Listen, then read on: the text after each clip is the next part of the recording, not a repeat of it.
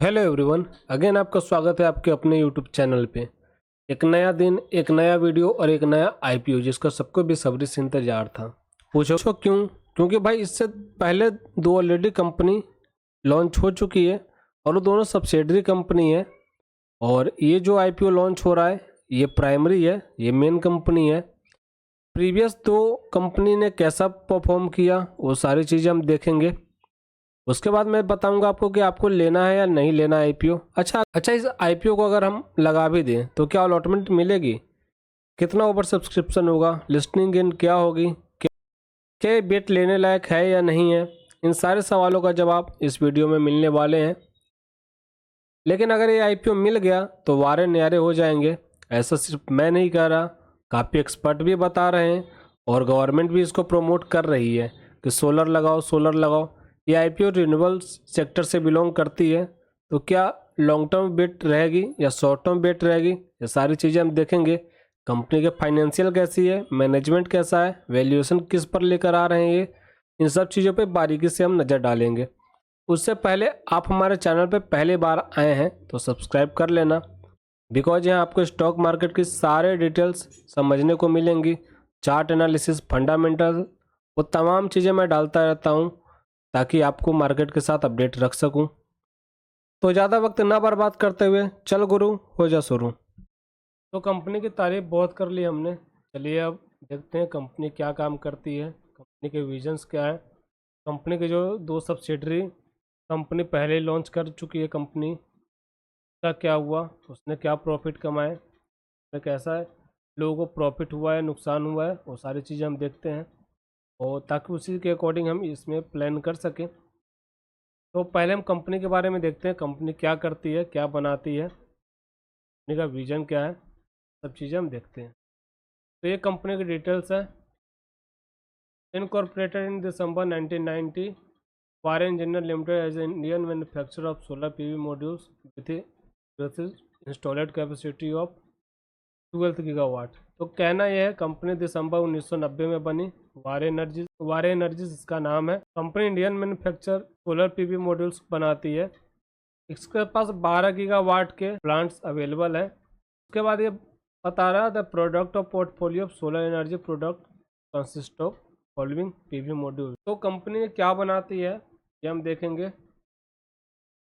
पहला है multi crystalline modules, दूसरा है मोनोक्रिस्टलाइन और तीसरा है टॉपकॉन मॉड्यूल्स।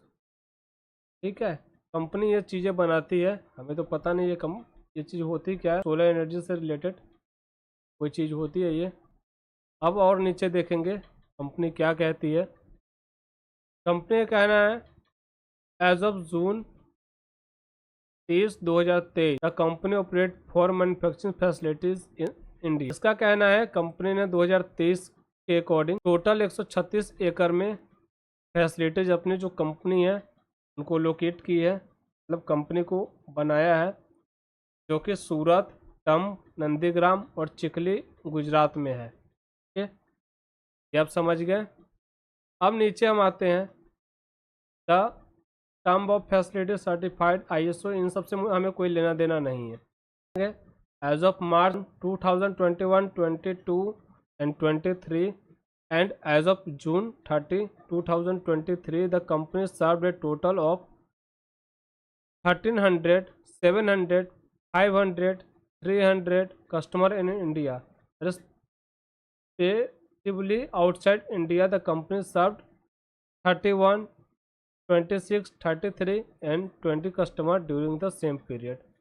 कंपनी का कहना है कि इन्होंने 2022, 21 और 23 में भारत और भारत के बाहर भी अपने सर्विस जो है वो प्रोवाइड करी हैं। भारत में जो है 21 में 1381, 22 में 716, 23 में 566 और जून 2023 तक 273 कस्टमर को इन्होंने सर्विस दिया इंडिया में। अदर कंट्री में इन्होंने दिया है 2021 में 30, 2022 में 26, 2023 में 33 और 2023 के जून में 20 कस्टमर को इन्होंने सेम टाइम पे सर्विस दिया है। डाउन साइड में आते हैं, देखते हैं कंपनी क्या बोलती है। कंपनी का कहना है largest solar PV module manufacture है हम इंडिया में, diversified base of India, advance manufacturing, extensive pan India retail network, consistent track record, experience management. तो सीधी सी बात बोले तो कंपनी बोल रही है कि हमारे पास वो सारी चीज़ें हैं जो एक कंपनी को बिल्ड करने के लिए काफ़ी है, एक कंपनी को ग्रो कराने के लिए काफ़ी है। अब देखेंगे as of June 30 2023 the company had 1019 full time employ. इनका कहना है कंपनी के पास 2023 तक 1019 फुल टाइम वर्क करने वाले एम्प्लॉय। अब हम देख लेते हैं, हम इसके फंडामेंटल्स को देखने से पहले हम दो सब्सिडरी कंपनी जो है तो पहले ही लॉन्च कर दिया गया है। आपको मैं बता दूं कि वारे का जो ये है, वारे एनर्जीज जो है पहले ही अपनी दो कंपनी जो है लॉन्च कर चुकी है। ये पेरेंट कंपनी है, मेन कंपनी है इसका, तो ये अब लॉन्च हो रही है। ठीक है, अब हम देखते हैं Waaree energies limited revenue increase by 70% and profit tax after rose by 155% between the financial year ending with March 31, 2024 and March 31, 2023। कंपनी का कहना है कि ये हर साल अपना रेवेन्यू 70% से बढ़ा रहे हैं। ओके, हम इसका फंडामेंटल्स बाद में देखेंगे, पहले चार्ट एनालिसिस कर लेते हैं कि जो कंपनी पहले ही लॉन्च हो चुकी है उसका क्या हुआ, उसके बाद हम फंडामेंटल्स को भी देख लेंगे। तो ये आ चुके हैं वारे रिन्यूएबल्स के चार्ट पे। ये वारे रिन्यूएबल्स का वीकली चार्ट है, जैसा कि आप देख सकते हैं। अब इसको आप देखेंगे तो 400 रुपये का स्टॉक, 400 रुपये का स्टॉक वन वे मूवमेंट दिया 3200 रुपये तक का, लगभग समझिए आप 7 से 8 गुना इसने रिटर्न बना के दिया है। अभी भी ये स्टॉक 4 गुने प्राइस पे घूम रहा है। 400 का स्टॉक है और 1600-1700 पे अभी ये रन कर रहा है, तो इसको हम लगभग 4 गुना ही मानेंगे। अब हम देख लेते हैं वारे सब्सिडरी के दूसरे स्टॉक को, जो कि है वारे टेक्नोलॉजी। उसको देख लेते हैं कि उसने क्या बनाया क्या गवाया। अब आ चुके हैं वारे के दूसरे सब्सिडरी कंपनी वारे टेक्नोलॉजी के चार्ट पे, देखते हैं कि इसमें क्या हुआ है। वारे टेक्नोलॉजी के वीकली चार्ट पे हम हैं, आप देखेंगे अगेन 200 का स्टॉक वन वे मूवमेंट में ये 2000 तक गया, 1800 तक, फिर एक पुल बैक दिया और फिर दूसरे चाल में इसने 2300 का हाई लगाया है। ठीक है, 2261 का, तो मतलब समझ लो 2300 का।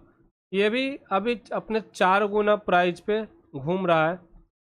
200 रुपये का स्टॉक 950 के प्राइस पे घूम रहा है, तो लगभग आप चाप इसको मान सकते हैं। ठीक है, चार्ट तो हमने देख लिया, दोनों कंपनी ने वाकई कमा के दिया है वारे कंपनी को।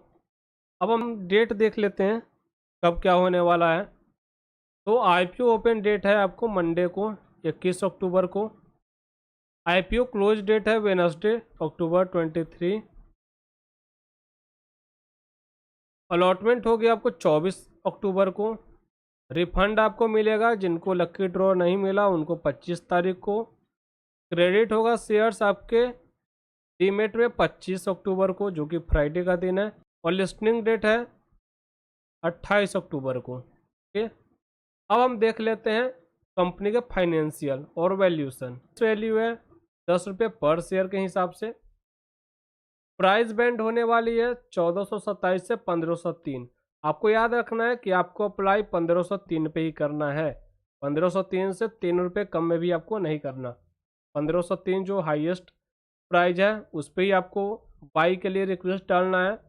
लॉट साइज 9 का रहने वाला है, आपको एक लॉट में 9 की क्वांटिटी रहेगी। टोटल साइज इशू ये है, कंपनी का कहना है हमें चाहिए भाई 4321 करोड़, जिसमें फ्रेश इशू 3600 करोड़ का होगा। मतलब कंपनी का कहना है कि 80% पैसा जो है फ्रेश इशूज में ही जाएंगे। फ्रेश इशू क्या होता है कि कोई कंपनी अगर कुछ नया इन्वेस्टमेंट करना चाहती है, अपने ही कंपनी में कुछ बढ़ाना चाहती है, उसके अगेंस्ट आईपीओ लॉन्च करती है और जो पैसा उससे आता है वो कंपनी में ही खर्च किया जाता है, ना किसी का कर्ज चुकाने में, ना कुछ। तो इसमें सबसे बड़ा फायदा ये है कि कंपनी जो भी पैसा ले रही है वो एक नया इन्वेस्टमेंट, फ्रेश इन्वेस्टमेंट के लिए ले रही है, तो ये बहुत अच्छा है। ये हो गई फंडामेंटल्स की बात। अब हम और देख लेते हैं। हाँ, कोटा हम देख लेते हैं किसको कितना मिल रहा है। क्यूआईबी को मिल रहा है 50%, टीटीएल को मिल रहा है 35% और एनआईआई को मिल रहा है 15%। ओके, तो अब हम देख लेते हैं आगे। वैल्यूशन तो हमने देख ली कंपनी की। अब हम देख लेते हैं लॉट साइज क्या होगा, क्या रहने वाला है। मिनिमम रिटेलर जो है 1 लॉट बाई कर सकते हैं, जिसमें 9 शेयर्स होंगे। 13,527 रुपये उसका प्राइस होगा।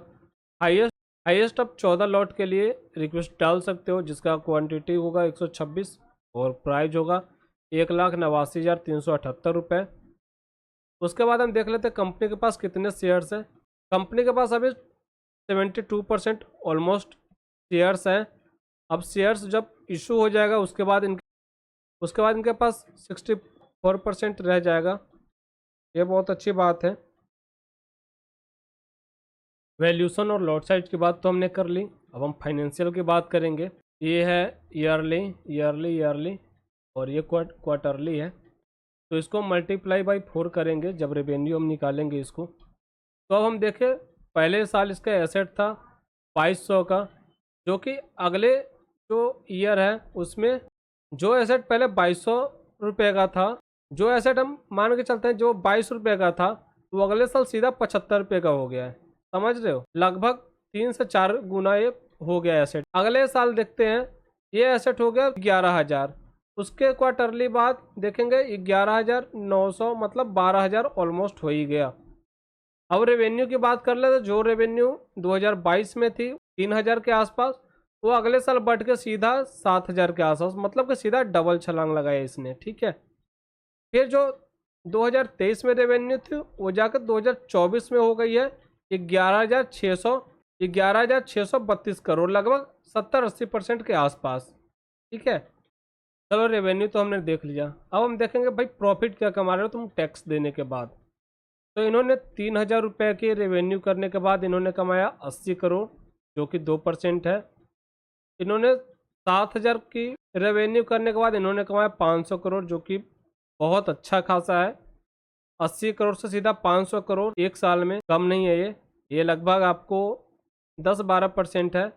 उसके बाद साढ़े 11,000 के रेवेन्यू पे इसने कमाए हैं लगभग 1,300 करोड़, जो कि बहुत ज़्यादा है, लगभग 10% है ये। ठीक है, उसके बाद इन्होंने कमाया 3,496 के रेवेन्यू पे 400 करोड़, जो कि बहुत ज़्यादा अच्छा है। ये आपका पहले साल कमाया 2% मार्जिन, दूसरे साल कमाया 500 करोड़, जो कि है लगभग 8% मार्जिन।